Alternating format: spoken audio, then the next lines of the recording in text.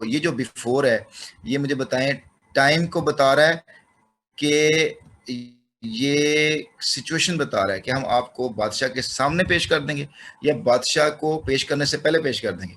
ये बिफोर यहाँ पे कंजंक्शन के तौर पर नहीं आ रहा बच्चे, यहाँ पे वो नहीं आ रहा। बिफोर द किंग शेल, ये यहाँ पर ये सिचुएशन कोई और प्लेस का बारे में बता रहा है कि बादशाह के सामने पेश कर देंगे आपको, ठीक है ना। बादशाह के आने से पहले आपको पेश नहीं कर देंगे, ऐसा नहीं है। अब जरा समझो, और बेटा बड़ी इंपॉर्टेंट बात आई हुई यहाँ पे, तवज्जो करना मेरे बच्चों, में आपको बात समझाऊं, एक बड़ी इंपॉर्टेंट बात है,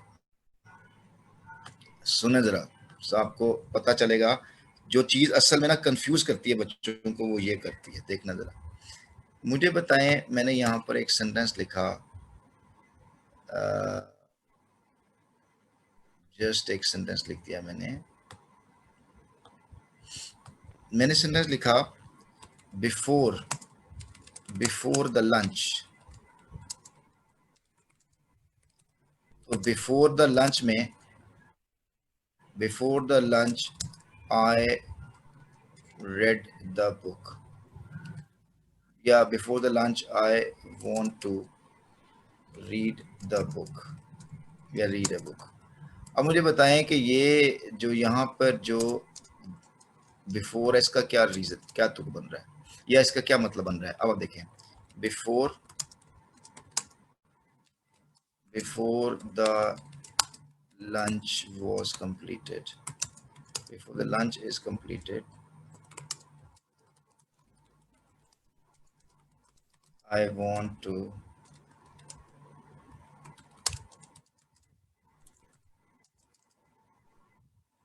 read a book।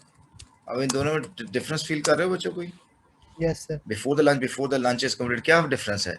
यहाँ पर बिफोर, हाँ यहाँ बेटा एज ए प्रेपोजिशन है, और यहाँ पे before the lunch is completed, ये देखो लंच इज कंप्लीटेड ये क्लॉज है। तो यहाँ पे बिफोर कंजंक्शन है और यहाँ पे बिफोर कंजंक्शन नहीं है, ठीक है ना। और before the court,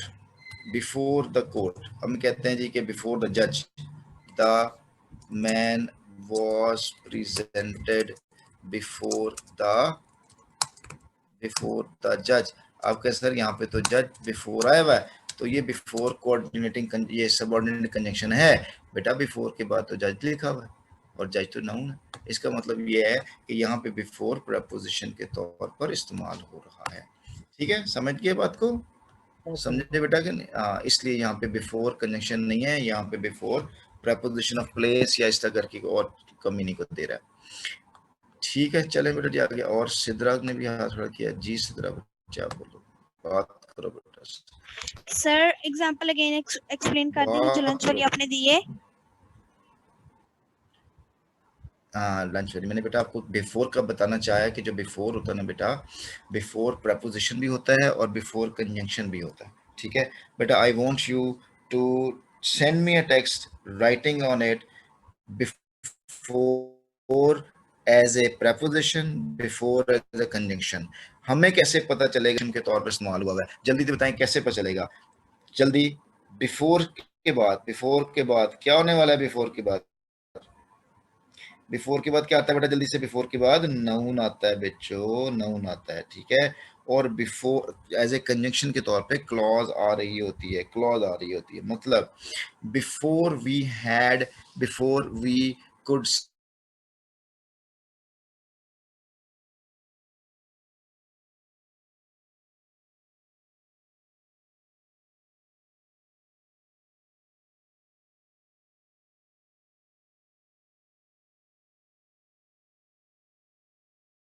see, before we could see the doctor, he had watched us cheating किया था, तो ये कंजंक्शन हो जाएगी, क्लॉज बन जाएगी, ठीक। अब चलते हैं हम आगे, चलिए बेटा जी।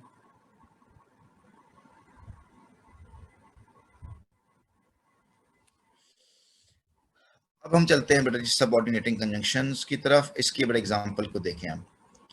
ये मैं साइड स्लो इसकी बड़ी कर देता हूँ। अब आपको जो प्रॉब्लम्स करनी पड़ेंगी आपको, बेटा इसको पहले याद कर लें कि सबऑर्डिनेट कंजंक्शन होता कौन सा। ये एबल और ये जो एबल इज जस्ट नाउ में after all though because before if since just as suggesting at वगैरह, इसको याद करने के एक और तरीका भी है, वाइट बस, ए वाइट बस।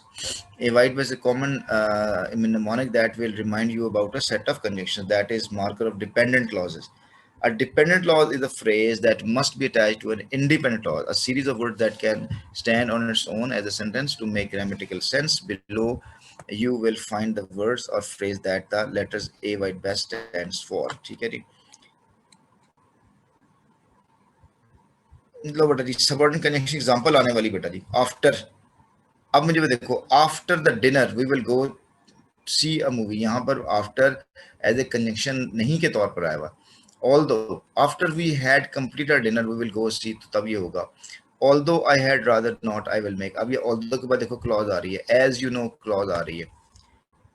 डब्ल्यू से देखो, व्हेन वी आर डन देखो क्लॉज बन रही है, when ever I go home clause बन रही है। जब क्लॉज, ये जो कौन सी क्लॉज है, डिपेंडेंट क्लॉज बेटा, डिपेंडेंट क्लॉज।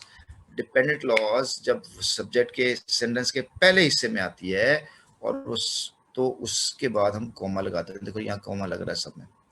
वेदर और not you agree comma, I think it looks fine, where I go comma, wherever I go comma, while I am there comma के साथ आई। ठीक है, इस तरह से बड़ा अच्छे देख ले। How is that even though you go there all the time, you have never notice that before, if you find out please let me know, in case, in order to, ये बड़े सारे एग्जांपल्स हैं, इसको अब note कर लें।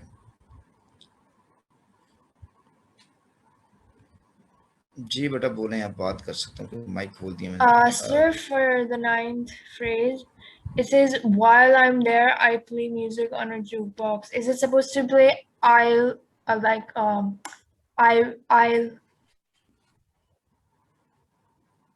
can you hear me? Yeah, sure, please. While I am, Yeah. while While I'm I'm here, there, I'll play music on a jukebox. सही है, सही है। Is इस पे that क्या correct? प्रॉब्लम? या sure. So like you put the comma and then LL, that one. I'll play हाँ music on jukebox. हाँ, उसमें नहीं आएगा, while I'm there कॉमा आएगा, I play music on a जो, तो आप क्या कहते हो, कौन से पहले कॉमा आएगा, कहाँ पे आना No, चाहिए comma? I'm saying I'll like while I'm there, I'll play music on a jukebox. I think is it correct? Like I will play music on a jukebox. No. Yes, while I'm here, I play. Yes, you can use I'll play music on jukebox. You can say that. While I'm here, I play. You can also say as a habitual action. You can say that, like while I'm here, whenever I come here, so I do this. We can also use in the present sense. No problem. No Okay. problem. I We got it. can Thank use you. it. Yeah. Welcome. जी बेटा जी, sentence आपने देखे। आपने एक बात note की होगी बेटा, जहां कहीं से भी, ये डिपेंडेंट क्लॉज है बेटा, डिपेंडेंट क्लॉज है।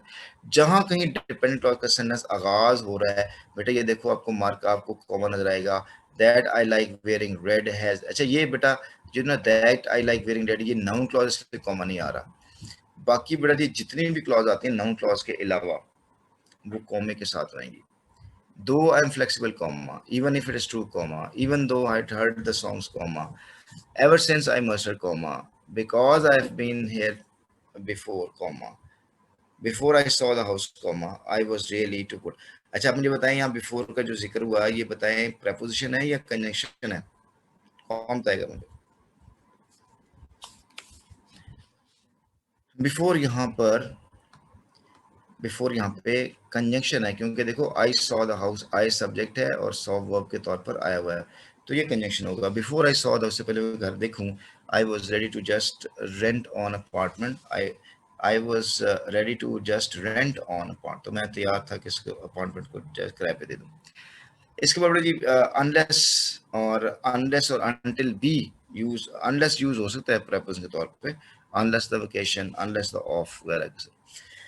Until we find it, we can't leave. Until means up to the time. अच्छा अब unless और until के अंदर भी डिफरेंस है, ये पढ़ेंगे बाद में कि इसमें क्या फर्क होता है। Since then, I have had a different opinion of him, तो बेटा so और so that, ये सारे कंजंक्शन बेटे तब सबऑर्डिनेट कंजंक्शन है जी Masoon, do you want to ask anything? Please Masoon, your hand is up in the air. Please Masoon, take your hand, bring your hand down. Okay जी, next पे चले। ये आपके सबऑर्डिनेट कनेक्शन है, comparison का, time का, concession का, relative pronoun का, रीजन का, कंडीशनल्स का, मैनर्स का, रिलेटिव एडजेक्टिव और प्लेस का।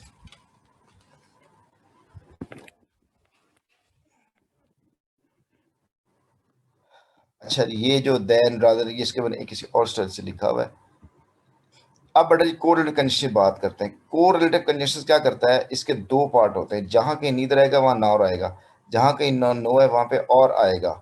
ईदर के बाद और, वेदर के बाद और, ठीक है। नीदर नॉर नहीं लिखा हुआ क्योंकि नई अंग्रेजी आ गई। सो दैट में लेट्स के देखिए स्पेल लेस्ट गलत लिखा हुआ है। अरे ठीक है, लेस्ट, लेस्ट शुड बिल्कुल ठीक लिखा हुआ है, lest should. Not to speak of even, rather के बाद than, no sooner than, hardly when, each other, each one another, और बोथ के बाद हमेशा एंड या बिटवीन आता है।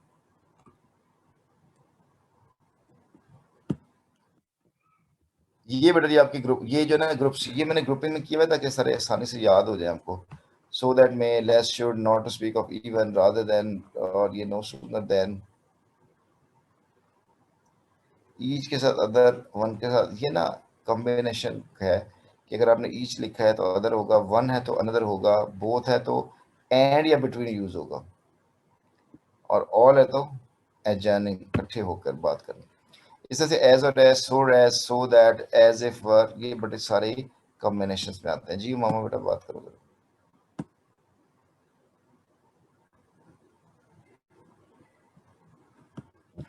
नोट कर ले बेटा।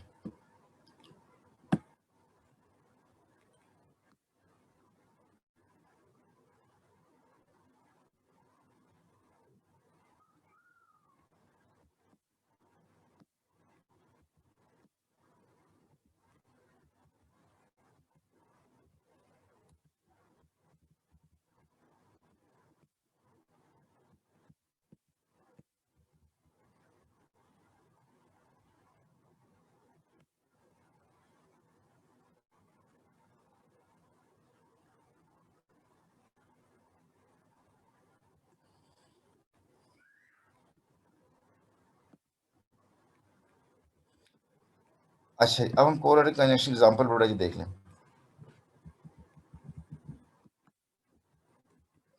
Correlative conjunction example, he works hard so that he may pass, so that के साथ मे, लेस्ट के साथ should,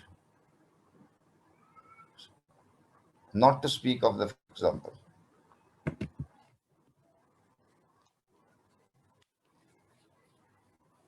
No sooner has he said it than she burst into, आप बताएंगे no sooner has क्यों लगा हुआ है? कोई बच्चा बताए। No sooner she has said क्यों लिखा हुआ? कौन बच्चा बताएगा? अच्छा जी, इंशाल से पूछते हैं, इंशाल, उसके बाद सुमिया से पूछेंगे। जी इंशाल बताएगा। Sir, can you please show the last slide, Group A? और बेटा जी को बच्चा एहसान तो बेटा जवाब दे देगा, मोहम्मद अहमद जवाब दे देगा, और बेटा बोले इंशाल्लाह बताएं।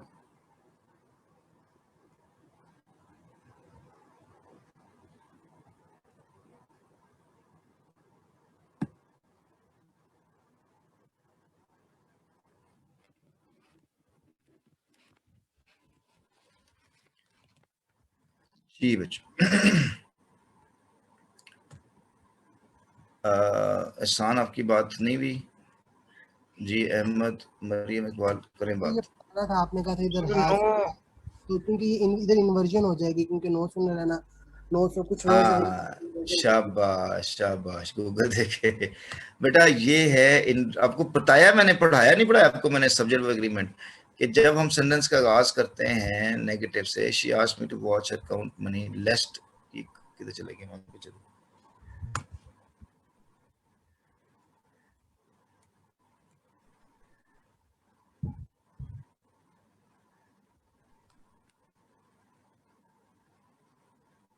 जी सान करनी बात, जी सान बोलो।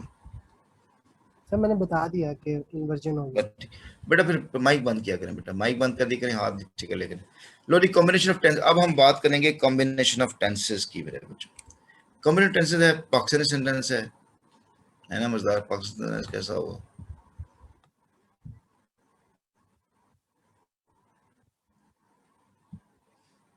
कॉम्बिनेशन मिस्टेक के अंदर बेटा एक पाकिस्तानी सेंटेंस है, एक रियल इस्लामिक सेंटेंस है, एक स्टूडेंट सेंटेंस है और एक कंडीशन सेंटेंस है। ये मैंने कंडीशन सेंटेंस वैसे बीच में जो है ना वो इंक्लूड कर दिया, अलग से एक सेपरेट चैप्टर है। अच्छा जी, पाकिस्तानी सेंटेंस क्या कहता है? पाकिस्तानी सेंटेंस कहता है when the thief had escaped the police arrived। जब चोर सारा कुछ चोरी करके ले लू गया, फिर पुलिस आई और कहने लगी बताइए भजन क्या मसला है, आप क्या क्यों इकट्ठे हुए हैं? तो बताएं कि भजन ऐसे हमारी चोरी हो गई। तो क्या अच्छा चलो होते होनी तो नहीं थी, तो हमारा हिस्सा दें ताकि हम तफ्तीश शुरू करें, है ना? ऐसे ही है ना पाकिस्तान वाला। तो जब एक एक्शन हो चुका होता है तो दूसरा एक्शन शुरू होता है। उस ऐसे एक्शन के लिए हम जो है वो याद करते हैं पास्ट परफेक्ट और पास्ट सिंपल यूज करते हैं। ठीक है,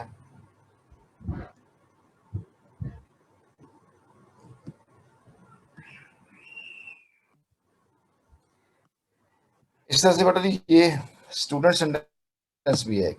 आप जानते हैं स्टूडेंट सेंटेंस कैसे है? सुनना चाहेंगे? When you return home after completing MBS I will have got married. जब तू अपनी डिग्री मुकम्मल करके आएगा तो मेरी शादी हो चुकी होगी, तो तू डिग्री अपनी फिर अपने कोल ही रखी। ठीक है, इस तरह से कंडीशन सेंटेंस भी है। इसको हम past tense followed by past tense को भी देखेंगे। अब हम इस सेंटेंस को देखते हैं। My father said that I never followed him in any way. तो माय फादर ये सेड है, ये पेंसिस एक काफी है, इसके बाद नहीं। और ये है जी when the thief had escaped the police arrived। एक एक्शन हो गया, फिर एक्शन हुआ। एक एक्शन होने के बाद जब दूसरा एक्शन होता है तो उसको हम कहते हैं कि ये कॉम्बिनेशन ऑफ टेंस है। इस तरह से दोनों action at the same time हो रहे हैं। जैसे when the thief was planning to escape, अभी थीफ भाग रहा है प्लानिंग करने के लिए, तो जनाब पुलिस आ गई। तो दोनों action at the same time हुए। इस तरह से when you return home after completing MBBS ये भी यूज करते हैं सेकंड कंडीशन वाले। ओह सॉरी, ये व्हेन यू रिटर्न होम ये स्टूडेंट, ये थर्ड कंडीशन ये वाली।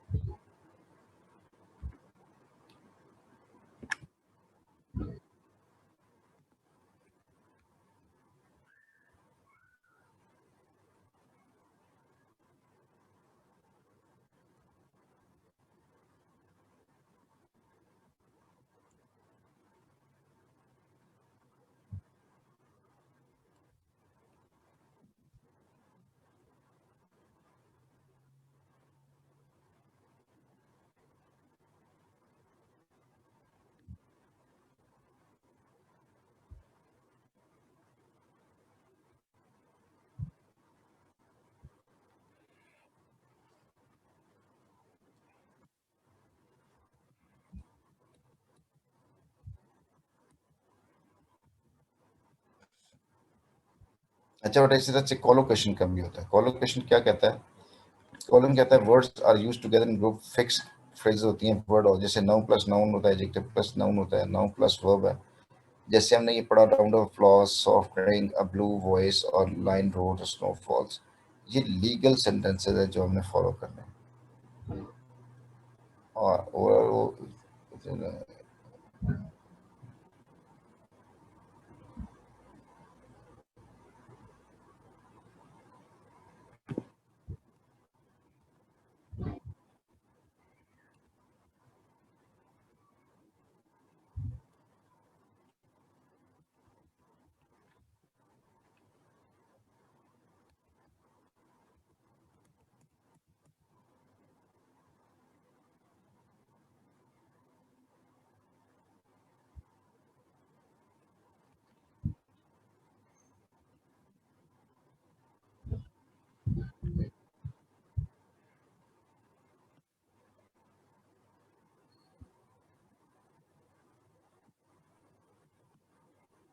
इसको बेटा कोई याद करने की ऐसे जरूरत नहीं है, कोलोकेशन आपको खुद पता चल जाएगा। तो ये जनाब जी आज का इतना ही है।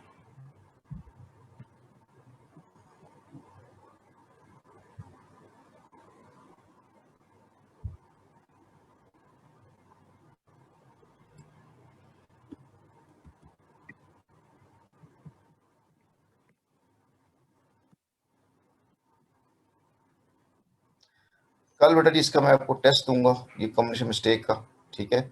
और कल हमने इंशाल्लाह इसके ऊपर कॉम्बिनेशन मिस्टेक के ऊपर जो हमने बातें पढ़ी हैं उससे रिलेटेड आपका टेस्ट हो जाएगा कल, और टेस्ट मैं आपको अपने तौर पे दूंगा। उसके बाद आप LMS पे ट्राई कीजिएगा, आपका 100% आपका जो है ना वो सही होगा टेस्ट आपका। ठीक है बच्चों, अपना ख्याल रखिएगा और don't forget to ask the question. बेटा आप क्वेश्चन ही पूछते हो। जी मोहम्मद अहमद, ईशान अहमद बोलो बेटा क्या क्वेश्चन। सर जो कल आप हमें टेस्ट देंगे वो व्हाट्सएप पे PDF की फॉर्म में मिलेगा हमें, या फिर आप इधर ही शेयर कर देंगे? मैं बेटा इधर पे आपको PDF की वो वर्ड की फाइल है, वो आपकी वर्ड की फाइल में भी चला जाएगा, बल्कि आपके पास वो मटेरियल के तौर पे चला जाएगा सर वो वर्ड आप की फाइल। हाँ वो मैं आपको ना ये इसकी माइक्रोसॉफ्ट वर्ड की फाइल है उसी में भेज दूंगा। तो वो हमें सेंड कर माइक्रोसॉफ्ट दीजिएगा आप, और वो कल मैं आके डिस्कस कर लेंगे। हाँ जी कल डिस्कस करेंगे, मैं सेंड कर दूँगा। ठीक है ठीक है सर, सो वो चले सेंड। चले जी मैं सेंड करूँगा। ठीक है अल्लाह हाफिज़, अपना ख्याल रखिएगा। फ्रेज का क्लोज एंड फ्रेज। हाँ जी, अब अगर आप फ्रेज की बात समझ लें क्या होती है, मैं आपको फ्रेज समझाने के लिए ना ये इसको एक स्क्रीन चेंज करता हूँ, यहाँ से अपने पास से लिख के देता हूँ आपको, स्क्रीन के ऊपर नजर आएंगी चीजें। अभी जस्ट सेकंड, 1 मिनट वेट कर लो थोड़ा सा। डिसेबल एनोटेशन, हाँ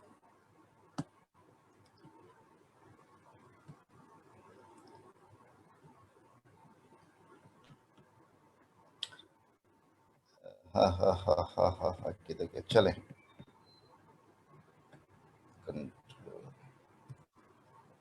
ये बड़ी नई स्लाइड आपके सामने खुल गई है, ठीक है। मैं इसके ऊपर कुछ लिखने लगा हूँ, ये देख। अब मेरे आप what I really want to tell you that कि understand what is sentence structure, ठीक है।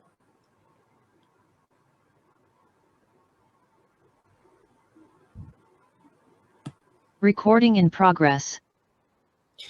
अच्छा बच्चे, आप जितना अच्छा इस क्वेश्चन को, इस सेंटेंस स्ट्रक्चर को समझेंगे ना कि सेंटेंस स्ट्रक्चर होता क्या है, उतना अच्छा आपकी करेक्शन होना शुरू हो जाएगी, ठीक है। अब ये सेंटेंस स्ट्रक्चर क्या होता है, मैं आपके सामने एक सेंटेंस लिख के दे रहा हूँ। मैं थोड़ा सा इसका फोन थोड़ा सा बड़ा कर लूँ ताकि आप इसको इजीली समझ सकें। नजर आ रहा है ना बेटा आपको सबको? अ टीचर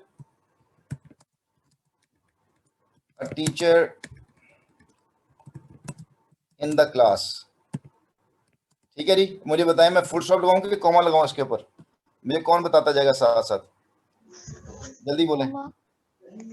कॉमा लगाऊंगा फुल स्टॉप लगाऊंगा? कॉमा लगेगा। मुझे कॉमा क्यों लगेगा, क्यों लगेगा कॉमा? इसलिए कॉमा लगेगा कि यार टीचर इन द क्लास असल में है क्या, ये एक फ्रेज है।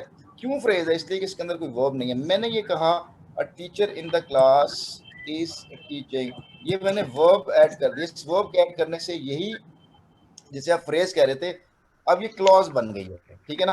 अब मैं आपको एक और बड़ा मजे की बात बताने वाला हूँ, जरा ध्यान से सुनना जरा। मैंने कहा Tahir is teaching, Tahir is teaching. Sir अब मेरी बात को सुनो ध्यान से। ताहिर इज टीचिंग असलम, मुझे बताएं हु इज टीचिंग, आंसर क्या आया? ताहिर का। बेटा जो कोई आंसर देता है ना कि कौन पढ़ा रहा है, कौन काम कर रहा है, ठीक है, उसको मेरे बच्चों क्या कहते हैं? सब्जेक्ट कहते हैं। सब्जेक्ट की डेफिनेशन ये होती है, सब्जेक्ट की डेफिनेशन को समझना बेटे, सब्जेक्ट की डेफिनेशन को समझें क्या होती है। सब्जेक्ट की डेफिनेशन ये है, the person who does any action in the sentence is called subject. ये हाफ डेफिनेशन है। दूसरी, subject is a word about which we talk about, जिसके बारे में बात की जाती है वो भी सब्जेक्ट होता है। सब्जेक्ट की जगह पे आने वाला दुनिया का हर वर्ड बेटा जी नाउन होता है। ताहिर भी नाउन है, असलम भी नाउन है, मेरी बात यहाँ समझ रहे हैं। लेकिन इसमें जो काम करने वाला ताहिर साहब जो है ना, ये एक ही बंदा है, और असलम भी एक ही बंदा है। अब आप मुझे बताइएगा जरा, ये हमारी एक क्लॉज है कि नहीं है, क्योंकि दरमियान में क्या लगा हुआ है, इज टीचिंग वर्ब लगा हुआ है और ये फुल स्टॉप। अब जरा बताइएगा मुझे कि मैंने क्या बोला, मैंने लिखा a great teacher, a great teacher is teaching English. अब आप मुझे बताइएगा कि इस टीचिंग से मैं सवाल पूछ रहा हूं, हु इज टीचिंग, तो आंसर क्या आया बेटा, अ ग्रेट टीचर। ये बताओ बेटा, ये एक वर्ड है, एक से ज्यादा वर्ड है, जल्दी बोले, एक वर्ड है, एक से ज्यादा वर्ड है, ये कितने वर्ड है यहाँ पे, कितने बेटा, अ ग्रेट टीचर में कितने वर्ड हैं, एक, दो, तीन वर्ड है। तो ताहिर इज टीचिंग और a great teacher is teaching, बात तो एक किस्म की सेम ही होगी ना, ताहिर टीचिंग है या अ ग्रेट टीचर पढ़ा रहा है। तो ये वन वर्ड नाउन है, ये वन वर्ड नाउन, और ये वाला अ ग्रेट टीचर वाला फ्रेज है, दिस इज कॉल्ड फ्रेज, इसको फ्रेज बोलेंगे हम, समझ रहे हो, इसको हम फ्रेज बोलेंगे बेटा। क्यों फ्रेज बोलेंगे, कि उसके अंदर ना एक से ज्यादा वर्ड यूज हो रहे हैं। ठीक है मेरे बच्चों, यहाँ तक बात क्लियर हो रही है। अभी भी देखो मैं एक और बात करने लगा हूं मैं आपसे, जरा और भी गौर कीजिएगा जरा। मैंने कहा ग्रेट टीचिंग इंग्लिश, और आप ये वाला सेंटेंस मैं पूछूं आपसे कि ये सारे के सारा जो ये सेंटेंस है, ये फ्रेज है, तो आप क्या बोलोगे कि ये असल में सारे के सारा एक सेंटेंस है। ये सारे का सारा बेटा जी एक सेंटेंस है, और इस सेंटेंस में a great teacher is teaching एक सेंटेंस है, फुल स्टॉप लगा हुआ है, लेकिन उस सेंटेंस के अंदर ये वाला जो पोर्शन है, अ ग्रेट टीचर वाला पोर्शन, ये एक फ्रेज है। इस फ्रेज का नाम क्या होगा, क्योंकि ये नाउन की जगह पर आ रही है, इसका नाम नाउन फ्रेज होगा। ठीक है, इसी तरह से अगर मैं ये कह दूं, अगर मैं यूं लिखूं कि हु एवर कम्स हेयर, अब मुझे बताओ हु एवर कम्स हेयर, जो कोई भी यहां पर आता है, who ever comes here teaches us English. अब मुझे बताओ कि इस सेंटेंस के अंदर कितने वर्ब हैं, एक कम्स वाला वर्ब है और एक टीचेस वाला वर्ब है। अब मैं आपसे ये सवाल करता हूं, हु टीचेस अस इंग्लिश, तो आंसर क्या आएगा, हु एवर कम हेयर। तो बेटा हु एवर कम्स हेयर के कितने वर्ड हैं, 1 2 और 3, इन तीनों लफ्जों के अंदर कम्स क्या नजर आ रहा है आपको, एक वर्ब नजर आ रहा है, इसलिए यही ग्रुप ऑफ वर्ड्स, यहां पर भी अ ग्रेट टीचर भी ग्रुप ऑफ वर्ड्स था, ठीक है, लेकिन a great teacher group of words के अंदर कोई वर्ब नहीं था, लिहाजा इसलिए इसको नाउन फ्रेज कहते हैं। और हु एवर कम्स हेयर में कम्स चूंकि वर्ब था, लिहाजा इसको हम क्लॉज कहते हैं। ठीक है बेटा जी, अब ये मुझे बच्चों बात बताओ कि कितने बच्चों को ये बात समझ लगी है। मैं आपको फिर कहने लगा हूँ, जरा गौर से बात को सुनिएगा मेरी। आपको मैं बार बार ये कह रहा हूँ कि मेरे बच्चों, जितना आपको सेंटेंस स्ट्रक्चर के बारे में समझ लगेगा, जितनी जितनी सेंटेंस स्ट्रक्चर की समझ लगेगी, उतनी आपकी करेक्शन बेहतर हो जाएगी। आप फौरी तौर पे गलती को फाइंड आउट कर सकते हो कि गलती किधर है। मैं इसको रिपीट करने लगा हूं, हम जब सेंटेंस बनाते हैं बेटा, तो सेंटेंस बनाने के लिए सबसे पहले हमें क्या चाहिए होते हैं, वर्ड्स चाहिए होते हैं। वर्ड्स क्या करते हैं, आपस में कंबाइन होते हैं। वो जो जब वर्ड्स कंबाइन होते हैं तो उनमें एक ऑर्डर होना चाहिए, एक सिमेट्री होनी चाहिए, एक लिंक होना चाहिए। बगैर सिमेट्री के, बगैर लिंक के वो ग्रुप ऑफ वर्ड्स सिर्फ ग्रुप ऑफ वर्ड्स ही रहते हैं, उनका कोई मीनिंग नहीं होता, कोई सेंस नहीं बनती। लेकिन जैसे ही वो किसी रिलेशन में आते हैं, कोई रिलेटेड वर्ड्स होते हैं, उनमें लिंक बनता है, तो बेटा वो वो ग्रुप ऑफ वर्ड्स फ्रेज बनते हैं या क्लॉज बनते हैं। ठीक है, अब फ्रेज और क्लॉज में बेसिक फर्क क्या होता है, फ्रेज के अंदर जो ग्रुप ऑफ वर्ड, जितने भी ग्रुप ऑफ वर्ड हैं, चाहे 3 है, चाहे 4 है, चाहे 5 हैं, वो ग्रुप ऑफ वर्ड्स क्लॉज नहीं बनाएंगे, बल्कि उनको हम क्या कहेंगे कि ये एक फ्रेज है, क्योंकि उसके अंदर कोई वर्ब मौजूद नहीं होता। इसी तरह से ग्रुप ऑफ वर्ड्स के अंदर अगर कोई वर्ब आ जाए, जैसे हूएवर कम्स एक वर्ब आ गया, तो इसका मतलब हुआ कि ये अब क्लॉज बन गई है। ठीक है बेटा, यहां तक मुझे बताएं किस बच्चे को बात समझ लगी है, जरा जल्दी बताएं। मैं आपका ना माइक, आप मुझे हाथ खड़ा करेंगे जी। आमना दिलबर, आप मुझे बताएं कितनी क्या समझ लगी बात आपको। सर यहाँ तक मुझे समझ आ गई है, लेकिन मैंने ये पूछना था कि whoever comes here, तो ये हमारे पास क्लॉज होगी। टीचर्स अस इंग्लिश, इसमें क्या ये फ्रेज होगी या क्लॉज होगी? नहीं, ये क्लॉज है, टीचर्स भी। अभी देखिए ना, इस टीचर्स अस का जो सब्जेक्ट है ना, कौन टीच कर रहा है, आपने कहा जो कोई भी इधर आता है ना वो पढ़ाता। अब जो कोई भी इधर आता है, इधर आना एक एक्शन है, तो वो ये सारे के सारा हमारा ये नाउन है, और नाउन की जगह पर आने वाला वर्ड वन वर्ड नहीं है, ग्रुप ऑफ वर्ड है, और उस ग्रुप वर्ड के अंदर एक वर्ब आया हुआ है, लिहाजा इसलिए हम उसको नाउन क्लॉज का नाम दे देते हैं। तो ये सेंटेंस बेटा जी पता है क्या है, ये सेंटेंस एक ही है, whoever comes here टीचर, ये सब्जेक्ट है और ये वर्ब टीचर जो है ना, ये एक ही सेंटेंस है। इसको हम सिंपल सेंटेंस ही कहेंगे, इसको हम कॉम्प्लेक्स नहीं कहेंगे बेटा, याद रखना इसको, ये कॉम्प्लेक्स नहीं बना, ठीक है। तो whoever comes here, जो कोई भी यहाँ पर आता है, टीचर्स अस इंग्लिश, हमें वो इंग्लिश पढ़ाकर चला जाता है, ठीक है। अ ग्रेट टीचर्स टीचिंग में ये ए ग्रेट टीचर को मैं क्लॉज नहीं कहूंगा, क्योंकि ए आर्टिकल है, ग्रेट, और ये फ्रेज है, ये नाउन फ्रेज है, और ये भी सिंपल सेंटेंस है, ये भी सिंपल सेंटेंस है, ठीक है। अब हम बेटा यहाँ से बात, मुझे बता दें कि यहाँ से हम बात को शुरू करने लगे हैं। मैं let me repeat it again बेटा, ये सेंटेंस स्ट्रक्चर है आपका। जिस बच्चे को ये सेंटेंस स्ट्रक्चर समझ में आ जाता है, उसको बेटा सारी मिस्टेक का पता चलता है। May I repeat it again? Listen to me carefully what I'm talking about.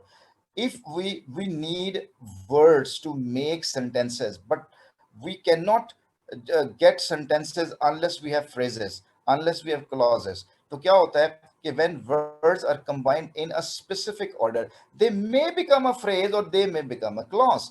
ठीक है, group of words may be called a phrase or may be called a clause. What is the basic difference between them? The basic difference is a verb. If we have a verb in that group of words will be called as a clause. And if we don't have that verb in the group of words, that group of words will be called as a phrase. Like a teacher in the class, यहाँ तक की बात phrase है, लेकिन जैसे मैंने इस teaching add कर दिया, ये clause बन गया, ठीक है मेरे बच्चों। अब हमने एक और बात की थी कि हर जो है ना, हर क्लॉज सेंटेंस नहीं बनती। कौन सी क्लॉज सेंटेंस बनती है? जो अपने तौर पर स्टैंड कर सकती है।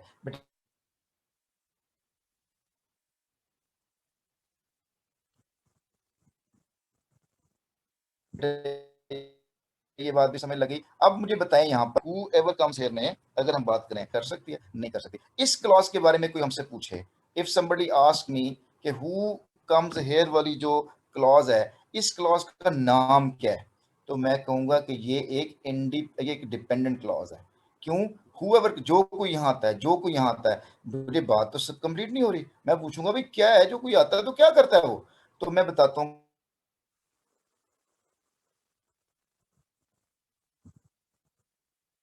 कि वो उसने ये टीच करता है वो, तो मेरा फिर बात कंप्लीट हो से हम ये बात जो है ना वो कंप्लीट डिपेंडेंट क्लॉज और वो इंडिपेंडेंट क्लॉज हो जाएगी, ठीक है। अच्छा जी, अब बेटा जी आगे चले हम। अब यहाँ तक बात हमारी क्लियर हुई है, and let me finish the topic over here, and आगे चलते हैं बेटा जी हम, ठीक है। Recording stopped. जी बेटा जी, अब सुमैया आप मुझे बताओ बात, और आमना आप भी मुझसे पूछ लें बात। जी सुमैया बेटा बोलो। सर आपने ये बताया कि क्लॉज है whoever comes here, सर इसमें whoever सब्जेक्ट होगा? हाँ, whoever सब्जेक्ट होगा, बिल्कुल सब्जेक्ट होगा, बिल्कुल सही है, सब्जेक्ट है whoever, जो कोई भी, आना काम हो गया, क्लॉज बन गई, ठीक है। लेकिन ये सारी की सारी क्लॉज सब्जेक्ट बनी है टीच की, इसकी बन गई है, ठीक है। चलो और बेटा जी, बेटा और बोलो जी। समिया आपकी बात हो गई जी। गैंगस्टर वसीम बेटा नाम चेंज करो अपना बेटा। जी बेटा बोलो क्या कहना चाहते हो। जी अमना बेटा आपकी बात हो गई है, बेटा बंद करो अपना माइक अपना। सेंटेंस पूछना था। बोलो बेटा बोलो। सर पार्ट ऑफ सेंटेंस है this has a great flavour. Sir ये क्लोज हो गई है फ्रेज? दोबारा बोलें, सॉरी बेटा मैंने तो जल्दी, दोबारा बोलें। This has a great flavor. This is a great flavor. ये Sir, this has. This is. Sir, part of sentence है ये। मैं यहाँ पर लिख रहा हूँ बेटा, ये देखो इधर आपने लिखा this, आगे is लिखाना है। नहीं has. This has a great fever. This has a great.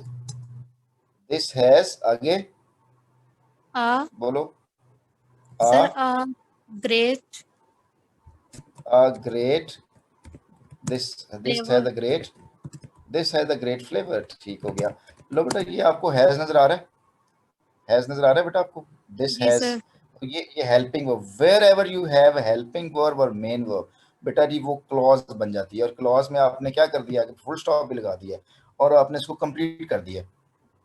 This has a great flavour, ये एक अच्छा फ्लेवर रखता है, तो ये कंप्लीट सेंटेंस है, इंडिपेंडेंट है, क्लॉज है, बिल्कुल सर बिल्कुल ये सेंटेंस कंप्लीट नहीं था, इसके मैंने सेंटेंस का पार्ट लिया। एक्चुअली मैं लाइक और एज का यूज पढ़ रही थी, तो उन्होंने इसके साथ लाइक यूज किया हुआ था, इसलिए मैंने यहाँ पे पूछा कि अगर ये क्लॉज है तो इसके साथ तो एज यूज होना चाहिए ना।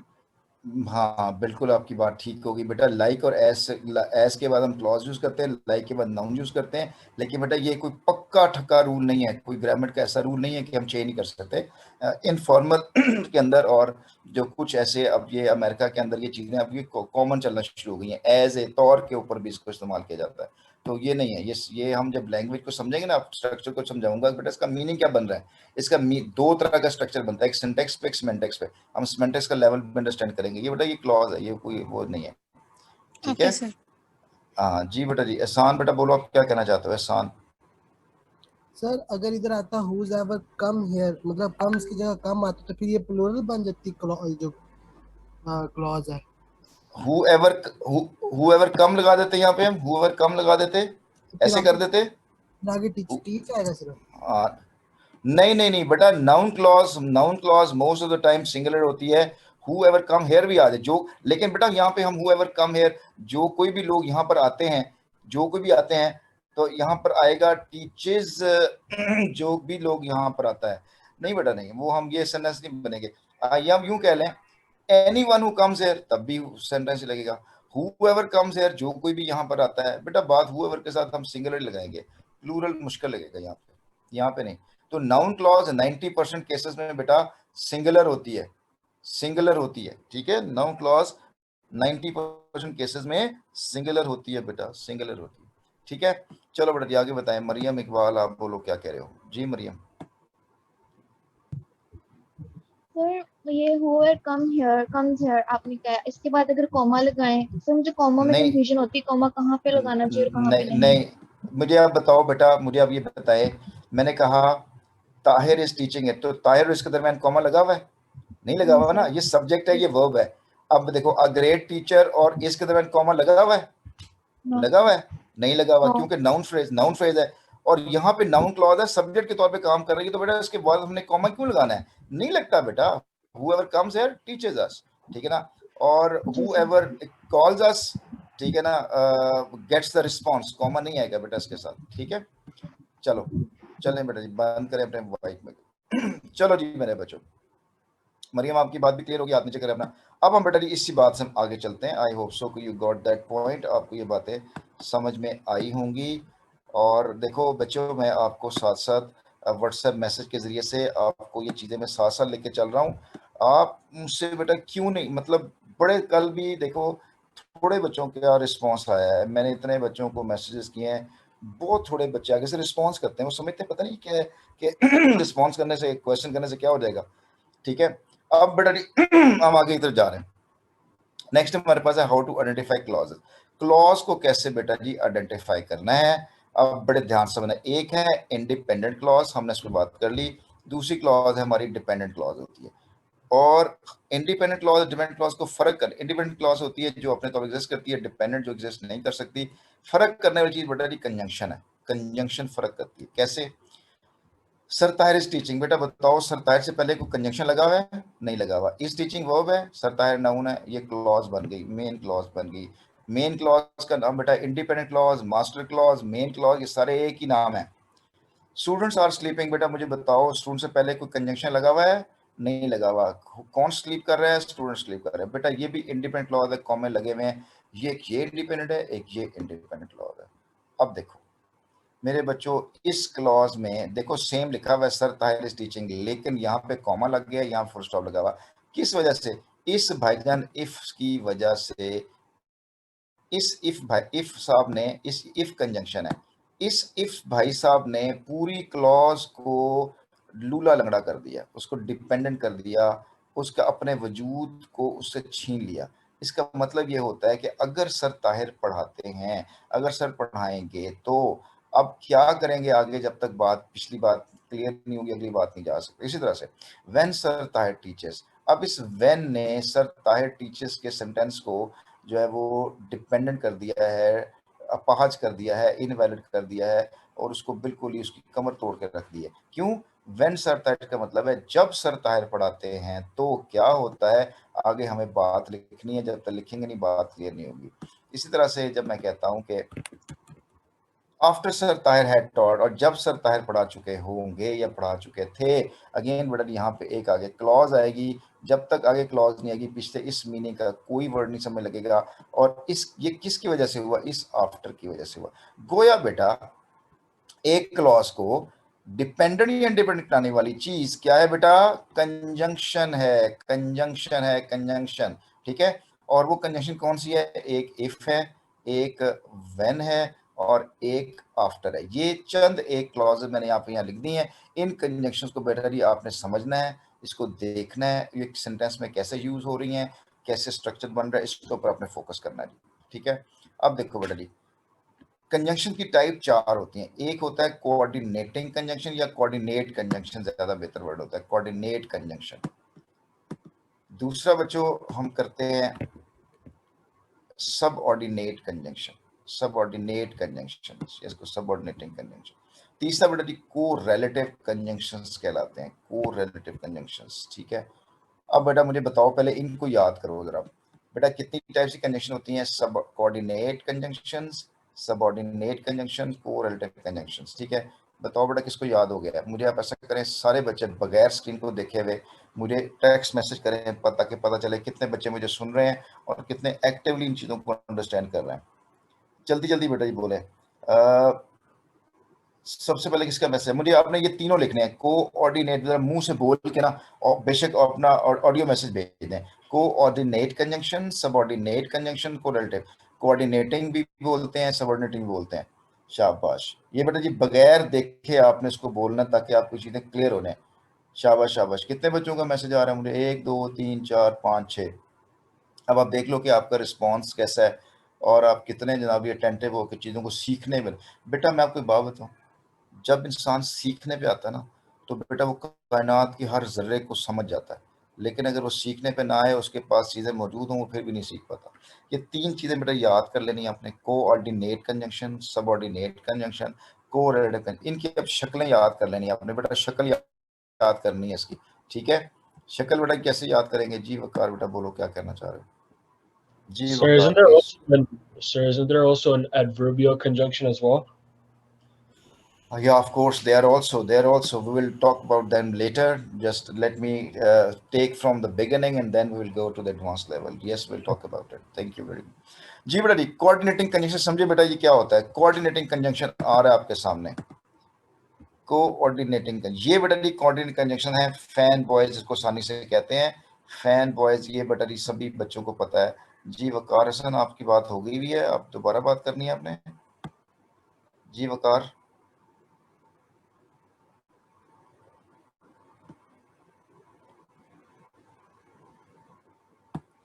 जी बेटा ये कोऑर्डिनेट कंजंक्शन है फैन बॉयज, FANBOYज, fan boys. F stands for, ये सा याद करते हैं जिस तरतीब से आएंगे, for, and, nor, but, or, yet और सो। तो बेटा ये फैन बॉयज हैं, F for, and, nor, but, or, yet और सो। ये कंजंक्शन मेरे बच्चों सिर्फ और सिर्फ इंडिपेंडेंट क्लॉज के साथ आएंगे। ये कंजंक्शन इंडिपेंडेंट क्लॉजेस के साथ आएंगे। दूसरा बेटा जी है सबऑर्डिनेट कंजंक्शन। ये सबऑर्डिनेट याद करने का तरीका बेटा जी एबल, इज और जस्ट और ये नाउ, ये मैंने आपको याद करने का तरीका बता दिया है।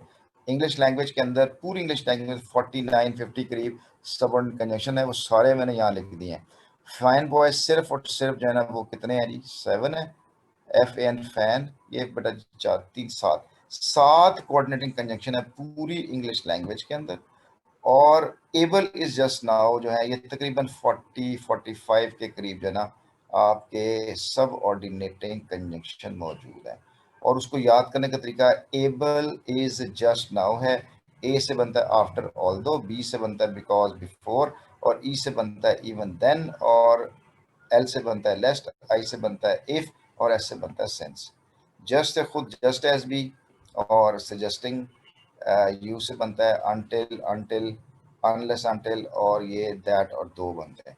एन से नाउ दैट, ओ से वर्ड्स, और W से ये बेटा W फैमिली है, व्हेन वेयर वाई वाले सारे वर्ड।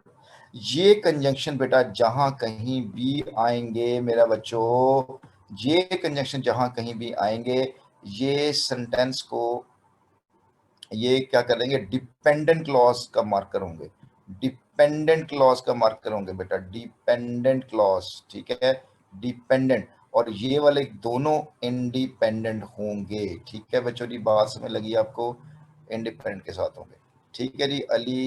अली बेटा जी आप करना चाह रहे हो बात, जी बेटा अली बात करो। सर मैं कह रही थी ई और एल से कौन सी कंजंक्शंस है? इवन देन और लेस्ट, ई से इवन देन, एल से लेस्ट, ठीक है। इसी तरह बेटा कोरिलेटिव कंजंक्शन होते हैं। ये कोरिलेटिव कंजंक्शन जो होता है ना, ये हमेशा ग्रुप में यूज होते हैं। अगर आपने नॉट ओनली लिखा है ना तो बट ऑल्सो आपको लिखना पड़ेगा। आपने नीदर लिखा है तो आप साथ नॉर भी लिखोगे, आप इधर लिखा है तो साथ आपको और भी लिखना पड़ेगा, वेदर लिखा है तो आपको और लिखना पड़ेगा, टू है तो टू आएगा, हार्डली है तो देन आएगा, नो सूनर तो हार्डली व्हेन आएगा बेटा, यहाँ पे हार्डली व्हेन, और नो सूनर देन के साथ आएगा, ठीक है। ऑल्दो के बाद कॉमा आता होता है, ठीक है। नहीं पता यहाँ तक बात समझे, मुझे क्वेश्चन कर लें कि जी बेटा जी। अलीजा आप क्वेश्चन कर लें, समिया आप भी क्वेश्चन कर लो, और नबान आप भी बोल लें बेटा। सर जो सब ऑर्डिनेटिंग कंजंक्शन में आल्दो लिखा हुआ है सर सेकंड नंबर पे, और कोरिलेटिव में सर इनमें क्या फर्क होगा? बेटा ऑल्दो के बाद कॉमा आता है, ठीक है, ये नजर आ गया कॉमा। और जो और बेटा कौन सा पूछ रहे हो, कहाँ पे सर? जब सब ऑर्डिनेटिंग में जब डिपेंडेंट क्लासेस होंगी आल्दो, जो सेकंड लिखा हुआ है एबल में, सर यहाँ पे क्या फर्क होगा? यहाँ पे बेटा जी ऑल्दो लिखा हुआ है, यहाँ भी ऑल्दो लिखा हुआ है ना, हाँ यहाँ पे ये ऑल्दो इसलिए लिखा हुआ है कि ऑल्दो के बाद हम कॉमा लगाते हैं, बस इसी वजह से यहाँ पे इसको कोरिलेटिव रख दिया, हालांकि इसकी जरूरत नहीं है कोरिलेटिव, यहाँ असल में ना इसलिए रखा है ऑल्दो को कॉमा कि टीचर को कंफ्यूज होते हैं कि ऑल्दो को यट आना चाहिए, नहीं आता ऑल्दो को यट, ऑल्दो को सिर्फ कॉमा आता है, जैसे यहाँ पर ऑल्दो के बाद कॉमा आता है, तो ये ऑलमोस्ट सेम ही चीज है। ये इसको सबऑर्डिनेट कंजंक्शन ही में रखना चाहिए, कोऑर्डिनेट में नहीं रखना चाहिए। ओके ठीक हो गया बच्चों जी। टू और टू का कोई एग्जांपल है? बिल्कुल दे बेटा, सारी एग्जांपल मैं एक एक करके एग्जांपल दूंगा, टेंशन लेनी आपने। ये देखो एक और तरह से मैंने आपको लिखवाया, कोऑर्डिनेट कंजंक्शन, सबऑर्डिनेटिंग कंजंक्शन, और ये कोरिलेटिव कंजंक्शंस, ये एग्जांपल भी लिखी हुई है यहाँ पे। जी नबान बेटा आपने बात कर ली? नहीं की। जी गैंगस्टर बेटा आप भी बात कर लो। गैंगस्टर बेटा ये टू और टू वाली मैंने कहा है ना कि एग्जांपल, मैं जी अभी बताता हूँ जी नबान। ये बेटा गैंगस्टर अपना नाम चेंज करो, गैंगस्टर वसीम।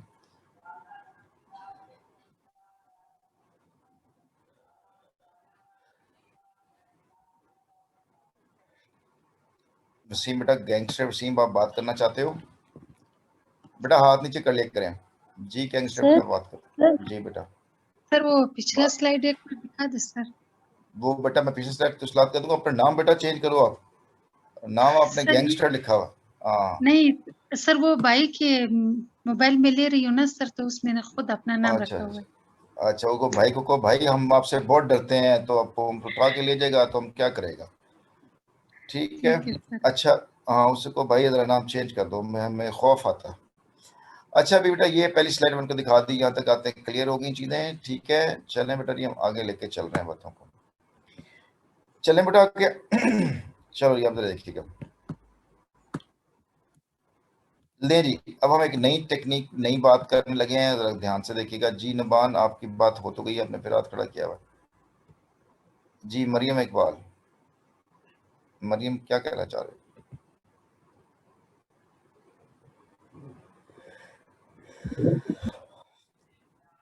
मरियम बेटा क्या कहना चाह रहे हो? कुछ भी नहीं कहना चाह रहे। जी अलीजा बेटा आप बोलें क्या कहना चाह रहे हो? सर मैंने क्लास थोड़ी लेट ज्वाइन की थी, तो आपने कंजंक्शन से पहले तो कुछ नहीं पढ़ाया? नहीं बेटा नहीं, कंजंक्शन से स्टार्ट किया। ओके सर चलो ठीक है। अच्छा बेटा जी आप देखिए, हम ध्यान से एक और चीज की तरफ हम आ रहे हैं। अब आ रहे हैं हमारे पास ये है कोऑर्डिनेट कंजंक्शन, ये फैन वॉइस। अब एग्जांपल बेटा जिसकी आ रही हैं, F A and nor but or so yet और सो। एग्जांपल चेक करो बेटा। The Gulistan is considered one of the bibles. अब मुझे बताओ बेटा गुलिस्तान से पहले कनेक्शन लगा हुआ है? कुछ नहीं, ये सारा एक इंडिपेंडेंट क्लॉज है। आप कहें सर इंडिपेंडेंट क्लॉज तो कॉमा क्यों आ रहा है? बेटा ये इसलिए कॉमा आ रहा है कि यहाँ पे मैं फुल स्टॉप लगा सकता हूँ, बिल्कुल लगा सकता हूँ, मुझे कोई रोक नहीं सकता। और फिर मैं क्या करूंगा कि इट के बाद आई कैपिटल लगाऊंगा, ये फॉर उठा दूंगा, तो ये दो सेंटेंस बन जाएंगे। मैं नहीं चाह रहा हूँ कि ये दो सेंटेंस की बजाय मैं एक ही सेंटेंस कर लूँ। जब मैं दो सेंटेंस की बजाय एक सेंटेंस बताता हूँ तो मेरा सेंटेंस कंपाउंड बन जाता है। इस सेंटेंस को हम कंपाउंड सेंटेंस बोलेंगे, क्योंकि कंपाउंड सेंटेंस के अंदर क्या होता है, दो क्लॉजेज होती हैं और दोनों क्लॉजेज अपनी जगह पर स्टैंड करती हैं। दोनों ही जो क्लॉजेज होती हैं वो अल्लाह भला करे जी क्या होती हैं, दोनों इंडिपेंडेंट क्लॉज होती हैं। उनको जोड़ने के लिए दरमियान में हम फैन वॉइस कंजंक्शन लगाते हैं जो कि फॉर होता है। यहाँ पे बिकॉज नहीं लग सकता बेटा, याद रखिएगा। इसी तरह से it had a long strap, ये इट हैड लॉन्ग स्ट्रैप, ये एक कंप्लीट सेंटेंस है, इट एक क्लॉज है। और she carried it slung cross her shoulder, ये भी एक कंप्लीट क्लॉज है। इसको जोड़ने के लिए मेरे पास तीन तरीके थे बेटा। एक तरीका ये था कि मैं फुल स्टॉप लगाकर दोनों सेंटेंस अलग कर देता, ये बिल्कुल ठीक था। दूसरा सेंटेंस ये था कि मैं इस पे सिर्फ सेमीकोलन लगाता। क्या लगाता? सिर्फ सेमीकोलन लगा देता। और तीसरा तरीका ये था कि मैं कोई कंजंक्शन लगाकर इनमें से फैन बॉय में से लगा के यहाँ पर क्या लगा देता था, कॉमा लगा देता। तो ये बेटा जी तीन तरीके हमारे लिए, ठीक है। अब आपने देखा it had a long strap, comma और एंड लगा दिया हमने। देखो यहाँ पे फॉर था, यहाँ पे एंड लगा हुआ, इनका भी फंक्शन होता है।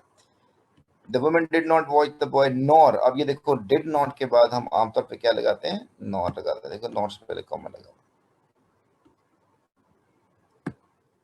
इसी तरह से similarly normal try to lift it off but, the but से पहले कॉमा लगा हुआ।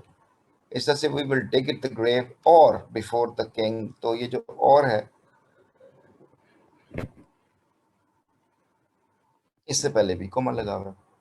इसको बेटा कोऑर्डिनेटिंग कंजंक्शन कहते हैं, कोऑर्डिनेट कंजंक्शन भी कहते हैं उसको, ठीक है जी। अब ये example, the doors of the room were open comma so he new he had the women were not alone, ठीक है मेरे बच्चों।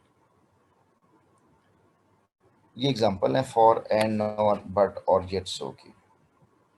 चलो जी अब बारी बारी सबऑर्डिनेटिंग कंजंक्शंस की।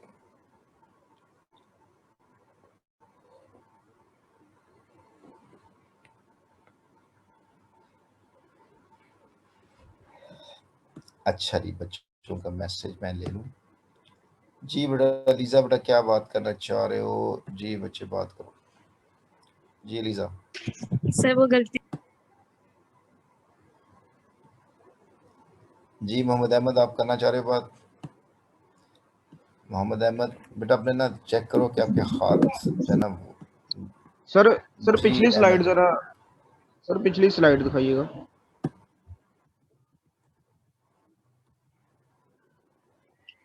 सर ये वाली? ये जो सेंटेंस नहीं सर, इससे पिछली,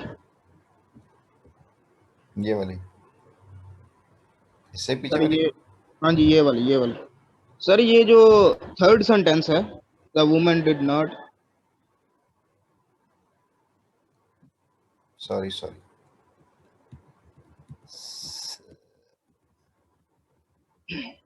ये वाला बेटा, ये वाला, सर इसकी ये बात कर सर रहे हो? जो तीसरा सेंटेंस हाँ। है, the woman did not watch the boy, sir nor की बजाय यहाँ और नहीं आएगा?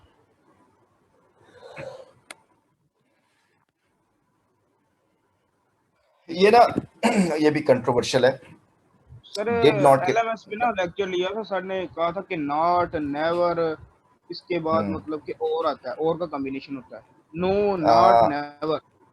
नहीं बेटा नहीं, ये तो ये जो ये देखो ये जो सेंटेंस लिया हुआ है, the woman did not watch the purse not did she watch her purse, ये कहाँ से लिया हुआ है बेटा? आपको पता है कहाँ से लिया हुआ सेंटेंस ये वाला? Do you know this? ये वो थैंक यू मैम शायद। हाँ जी थैंक यू मैम का सेंटेंस है, मेरा तो सेंटेंस ही नहीं है। रूल बेसिक ये है कि जब डिड नॉट आ रहा हो तो उसके बाद हम नॉट लगाते हैं। वो और पता कब आता है? और की कंडीशन है थोड़ी सी, वो कंडीशन ये है कि जब दो दफा आ रहा हो तो तीसरी दफा हम कहते हैं कि मैं अगर नहीं करोगे तो ये कर दूंगा मैं, ठीक है ना। वो होता और है लेकिन मीनिंग नेगेटिव ही का दे रहा होता है। आगे इसकी स्लाइड आ रही है, उसमें भी आपकी बात क्लियर हो जाएगी, ठीक है। ओके।